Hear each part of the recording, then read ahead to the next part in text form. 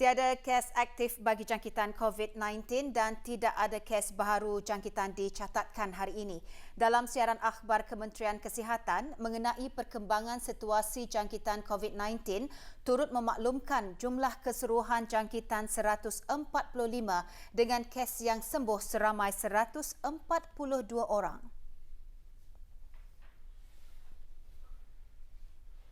448 orang sedang menjalani pengasingan diri mandatori pada masa ini dan 5,819 orang menamatkan pengasingan diri mandatori sejak Mac 2020. Sementara itu, 189 sampel ujian virus SARS-CoV-2 telah dilaksanakan menjadikan jumlah keseluruhan ujian makmal yang dijalankan sejak Januari 2020 sebanyak 56,076 ujian. Bagi maklumat lanjut dan perkembangan terkini, layari laman sesawang Kementerian Kesihatan dan talian seperti yang tertera.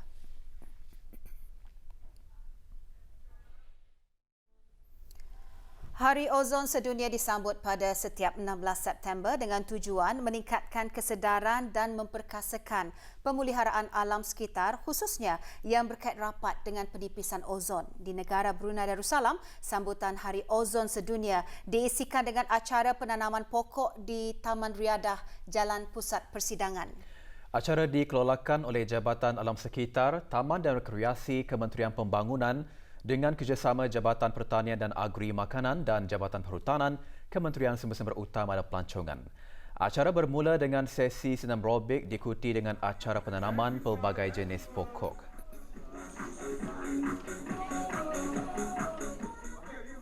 Penanaman pokok disempurnakan oleh Yang Berhormat Datuk Seri Setia Jurutera Awang Haji Suhaimi bin Haji Ghaffar, Menteri Pembangunan selaku pengerusi bersama Majlis Kebangsaan Perubahan Iklim Negara Brunei Darussalam. Yang Berhormat Datuk Seri Setia Awang Haji Ali bin Apong, Menteri Sumber-Sumber Utama dan Pelancongan. Yang Berhormat Datuk Seri Setia Dr. Awang Haji Matsuni bin Haji Muhammad Hussein, Menteri Tenaga, dan Yang Berhormat Datuk Seri Setia Awang Abdul Muttalib bin Penerangkaya Seri Setia Datuk Paduka Haji Muhammad Yusof, Menteri Pengangkutan dan Info Komunikasi.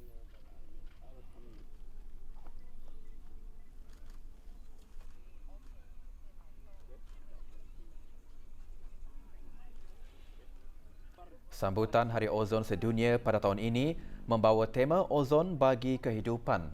Aktiviti penanaman pokok ini juga adalah sebagai salah satu usaha ke arah mencapai sasaran untuk menanam 500,000 pohon pokok baharu menjelang tahun 2035. Sasaran itu termasuk di bawah salah satu strategi utama Dasar Kebangsaan Perubahan Iklim Negara Brunei Darussalam yang dilancarkan pada 25 Julai 2020.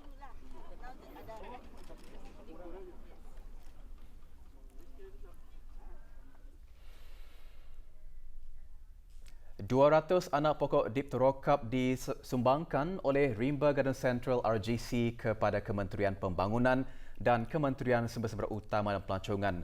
Sumbangan tersebut adalah sebagai menyokong inisiatif penanaman pokok sempena Hari Ozon Sedunia. Sempena sambutan itu juga, RGC melancarkan Green Avenue. Acara dirasmikan oleh Yang Berhormat Datuk Seri Setia Jurutera Awang Haji Suhaimi bin Haji Ghaffar, Menteri Pembangunan, yang juga pengerusi bersama Majlis Kebangsaan Perubahan Iklim bersama Yang Berhormat Datuk Seri Setia Awang Haji Ali bin Apong, Menteri Sumber-Sumber Utama dan Pelancongan. Green Avenue bertujuan untuk meningkatkan kepelbagaian bio dan memupuk pemilikan tanaman dalam kalangan penduduk di negara ini sebagai rakyat Nadi Borneo. Antara yang hadir Yang Berhormat Awang Haji Tahamid bin Haji Nudin, Ahli Majlis Mesyuarat Negara, dan Datuk Seri Paduka Arkitek Awang Haji Marzuki bin Haji Mohsin, Timbalan Menteri Pembangunan.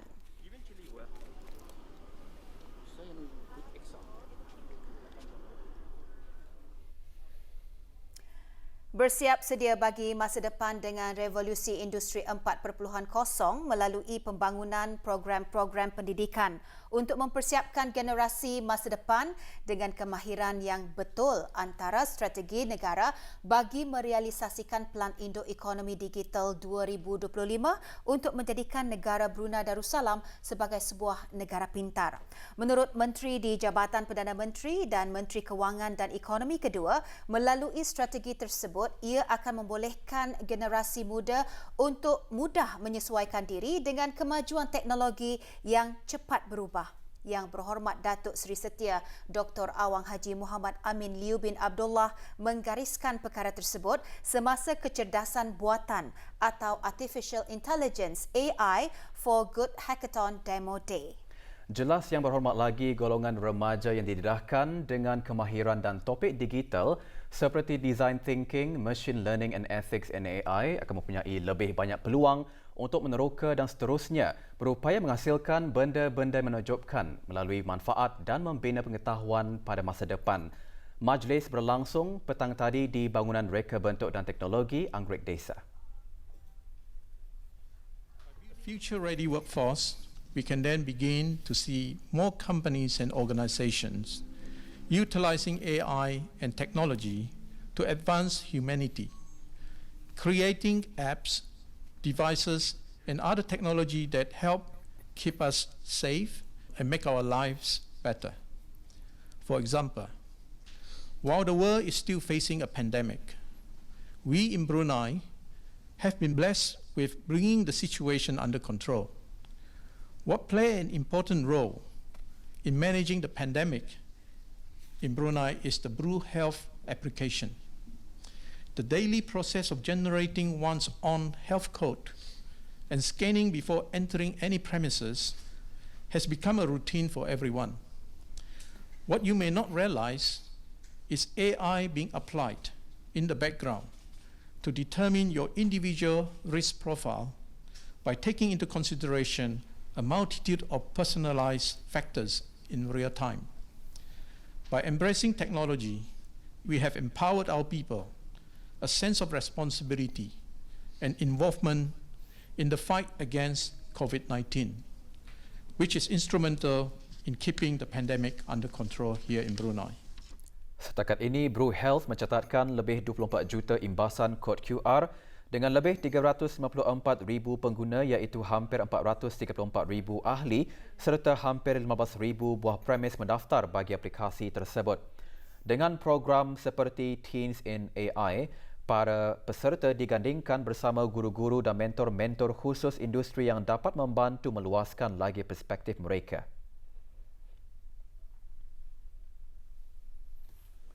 Semasa demo day, para peserta membentangkan idea mereka kepada para panel eksekutif terkemuka industri. Matlamat program Teens in AI yang pertama di Asia Tenggara telah diadakan secara maya.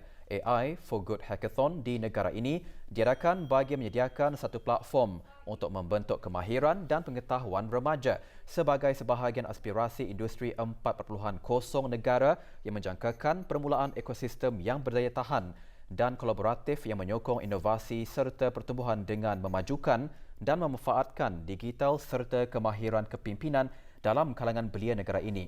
53 pelajar berumur antara 14 hingga 16 tahun dari sekolah-sekolah awam dan sekolah antarabangsa Jurudong menyertai hackathon ini dengan bantuan 20 guru serta 36 mentor dari pelbagai industri.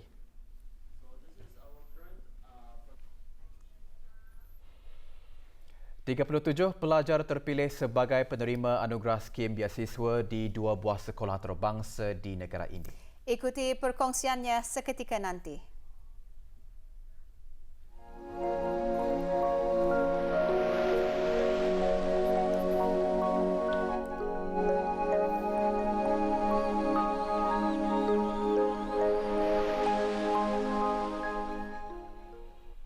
Dua belas anggota pangkat rendah pasukan polis di Raja Brunei PPDB dinaikkan ke pangkat inspektor bermula 15 Ogos 2020. Upacara kenaikan pangkat berlangsung pagi tadi di Dewan Banquet Mes Pegawai Ibu Pejabat Polis Gadong.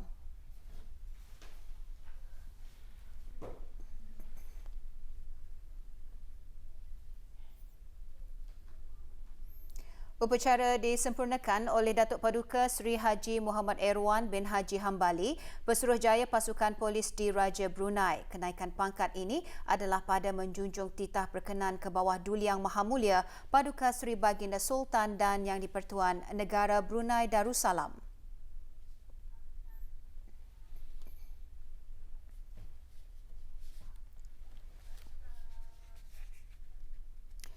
...36 pelajar menerima anugerah Skim Biasiswa Menengah Atas SMA, Skim Biasiswa Menengah Bawah SMB dan seorang pelajar menerima Skim Biasiswa Khas dalam bidang sukan ke Sekolah Antarabangsa Jerudong JIS dan Sekolah Antarabangsa Brunei ISB bagi sesi 2020-2021. Majlis berlangsung petang tadi di Gardens Veranda Banquet Hall Restaurant, Rimba Garden Central.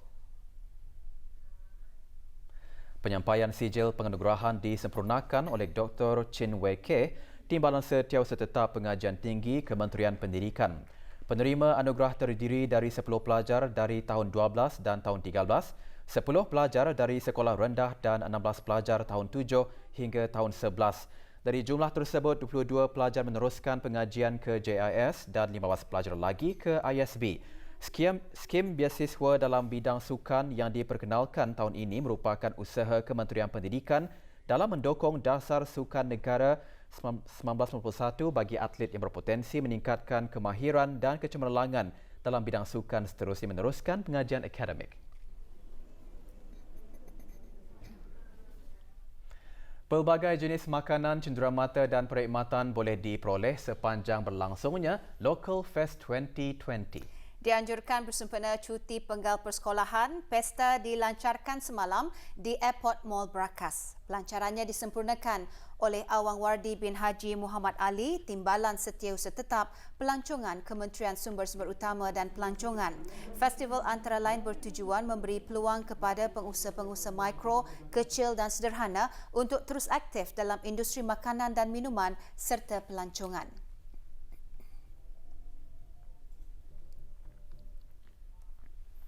Selain menyediakan pelbagai jenis makanan, festival juga diisikan dengan pelbagai aktiviti menarik seperti pameran haiwan reptilia, pertandingan layang-layang dan gasing serta aktiviti kanak-kanak. Program dianjurkan oleh AIZ Management dengan sokongan Kementerian Sumber-Sumber Utama dan Pelancongan. Pesta dibuka bagi kunjungan orang ramai sehingga esok 20 September bermula pukul 10 pagi hingga 10 malam.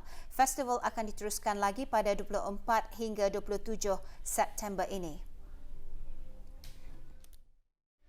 Jabatan Halewal Masjid dengan kerjasama Jabatan Belia dan Sukan, Kementerian Kebudayaan Belia dan Sukan serta Ahli Jawatan Kuasa Takmir Masjid Rancangan Perumahan Negara Kampung Pandan Daerah Belait mengukayakan forum sempena awal tahun 1422 Hijrah. Forum berlangsung di Masjid RPN Kampung Pandan Daerah Belait.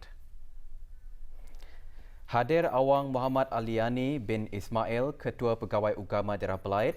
Forum bertajuk Teladan dari Hijrah Rasulullah melahirkan belia cemerlang dipengerusikan oleh Awang Abdul Afiq bin Zainuddin, Ahli Jawatan Kuasa Takmir Masjid Rancangan Perumahan Negara Kampung Pandan dan dibincangkan oleh dua ahli panel.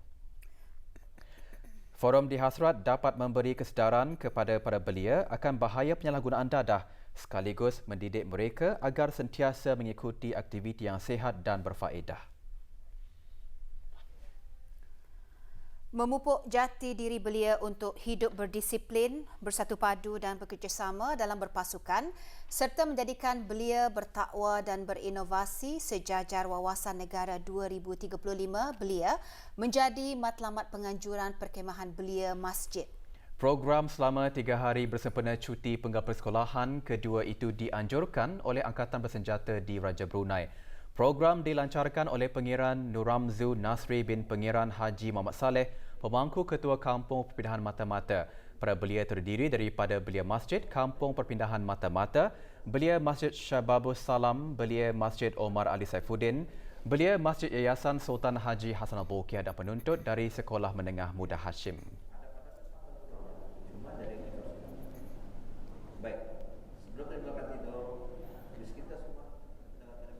Sementara itu, taklimat perkhemahan belia disampaikan oleh Awangku Deni bin Pengiran Tajuddin, Setiausaha Takmir Masjid dan Ahli Jawatan Kuasa Perkhemahan bagi peserta perkhemahan belia masjid. Fasilitator program terdiri daripada Biro Kawalan Narkotik, Jabatan Agama Angkatan Bersenjata di Raja Brunei dan Ahli Jawatan Kuasa Masjid Kampung Perpindahan Mata-Mata. Selain dari aktiviti bersukan, aktiviti keagamaan juga antara pengisian program di samping sembahyang Maghrib dan Isyak berjemaah, majlis tadarus dan khatam Al-Quran. Perkhemahan belia di Hutan Simpan Berakas pula diadakan taklimat mengenai pencegahan dadah petang tadi yang disampaikan oleh Awang Haji Jailani bin Haji Said dari Biro Kawalan Narkotik. Taklimat mendedahkan mengenai jenis-jenis dadah, hukuman dan undang-undang di samping memberi kesedaran tentang penggunaannya.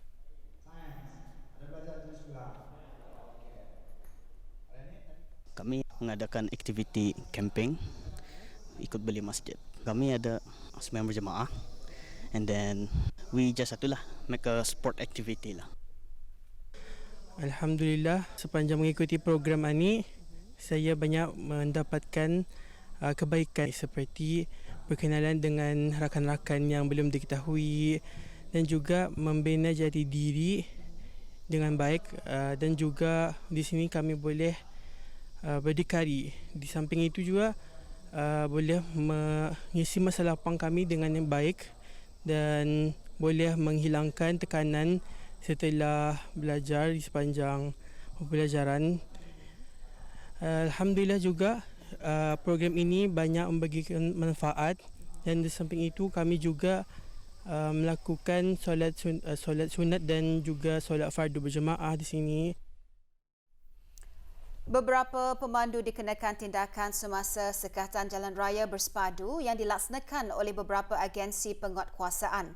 Antara kesalahan-kesalahan yang didapati termasuk plat nombor kenderaan kabur, tayar kenderaan nampak benang, lesen kenderaan mansuh, memasang tabir, memiliki barang tegahan rokok tanpa permit kebenaran dan pengubahsuaian kereta.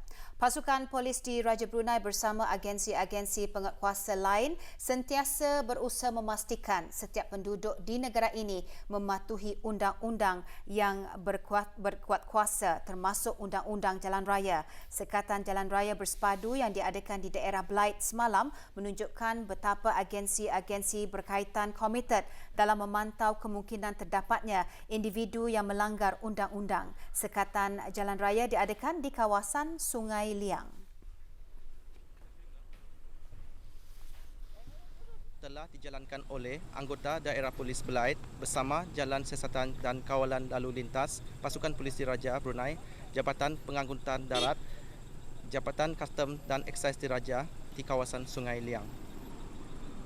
Adapun tujuan utama operasi dijalankan adalah bagi memastikan para pengguna jalan raya untuk sentiasa patuh mengikuti peraturan-peraturan yang telah ditetapkan di samping menjalankan tugasan memantau, mencegah serta menahan jika ada sebarang kesalahan yang melanggar undang-undang didapati. Seorang pekerja lelaki warga negara Indonesia dilapor lari daripada majikan. Wario berusia 54 tahun memegang pasport bilangan B1639576. Maklumat mengenai keberadaannya boleh disalurkan dengan menghubungi Balai Polis Tutong melalui talian 422-1206 atau talian kecemasan 993 atau Balai Polis yang berdekatan.